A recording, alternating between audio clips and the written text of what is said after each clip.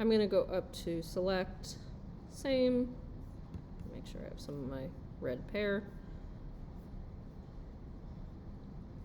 and make sure I have this selected first. So now all those bits, I could save myself some time too and group all that, Command G. I'm going to switch it to like a lightish green here.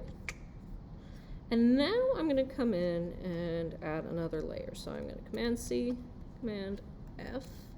There is now another green pear on top of that one, but I think I'm going to make this one darker. And now, when I come in, here's what I'm going to do. I'm going to leave all this selected. Hopefully, if I did this right, I should have some of those green bits, yep, showing through. That's entirely too thick for my liking. Plus, I want to make this thin and tapered. Like so. So now, when I go in and erase, I've got that other color underneath. And I'm going to back it right up to my white highlights. Just to give myself a little more to work with. A little more visual interest. Wow, my laptop is lagging. Isn't that beautiful? So this is another way you can add a little more dimension. I wouldn't go much more than 2 colors, honestly, guys. You can do a lot with 2. If you really want to make like that rainbow skull, be all you can be. You don't even have to start with black. You'll notice on the example page, there's a neat little, I think it's a house or an owl that is in like a purple monochrome scheme.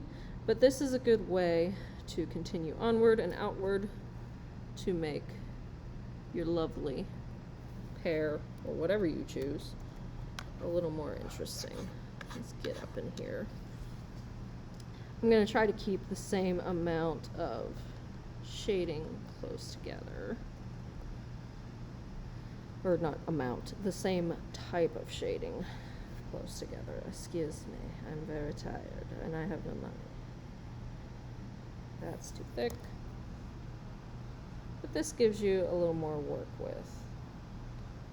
And of course you can look at examples, see how that all plays out. Obviously you're going to be spending more than 20 minutes on this, but this is just where I'm at. Obviously I spent more than 20 minutes on this one, but this is an example of where I use that second layer to carve away and create some more visual interest. Guess what I didn't do though? Oh no, I didn't do my cleanup. I should do that. So I'm going to jump off my pierre. I really could do a better job over here, but that's for another day. And I need to make sure none of that black is showing through. So select object. Nope, same. Full color. No, we want black. And I just want to go over again. Make sure none of that black is showing through. So I'm going to make my brush nice and big. Just to make sure. And if I need to, I can make my border bigger. Too big. Perhaps I should change the angle. Zoop. Now we know what we're about. And if I wanted to get really fancy, I could continue this border out. I could continue and, God, I need to just look at the screen. Look at the screen, Basham. Look at the screen. And create rings around my pear. I don't know why I would, but might create an interesting effect. Let's not. Let's just not. Let's say we did and don't. It's a little bit too close for comfort.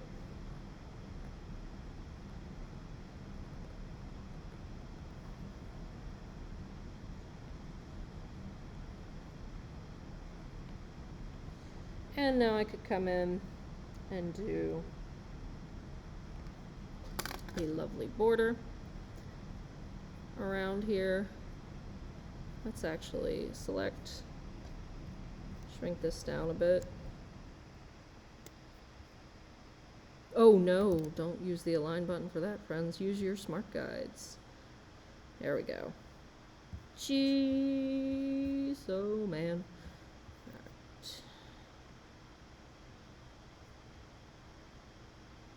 Blessed be the smart guides, for they have helped me out. Alright, I'm just going to create a black rectangle with the stroke. Swappy. No fill. And I'm going to come over to properties, hide my characters, and pump up the stroke so that I get a nice little border here. There's a number of different ways to do it. This is the way I want to do it. And if I needed to, I could expand my artboard out, but I'm not gonna because I want 11 by 17 specifically. That's better. There's my pear.